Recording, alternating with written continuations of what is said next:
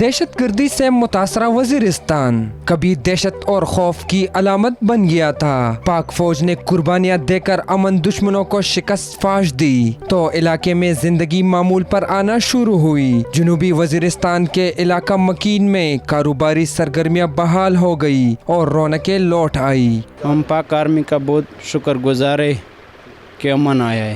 یہ ابھی نیا مارکیٹ بنا ہے، ابھی خرید و فروخت جاری ہے، ہم اطمینان سے بیٹھے ہوئے۔